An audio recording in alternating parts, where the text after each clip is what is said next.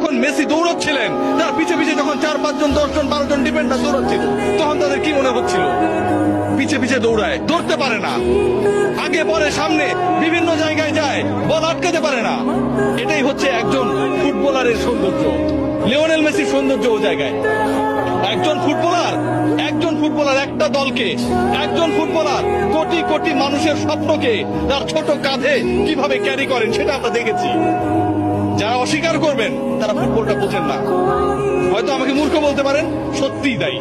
Brazilian কিংবা অন্য কোন দেশের সমর্থকরা যারা অপছন্দ করেন, যারা আসলে লিওনেল মেসির এই জাদুর ছোঁয়ায় মন্ত্রমুগ্ধতায় আটকাতে চান না, যারা লিওনেল মেসির এই অবদানকে, একজন ফুটবলার পুরো দলটাকে কিভাবে গড়ে তুললো, স্বপ্ন দেখালো, এগিয়ে নিল, শেষ পর্যন্ত জয়ের প্রান্তে, জয়ের সেই সুন্দর একটা জায়গায় পৌঁছে দিল, সেই জায়গাটাকে তারা আসলে বিশ্বাস করেন না, তারা আসলে ফুটবলের সৌন্দর্যই বোঝেন না।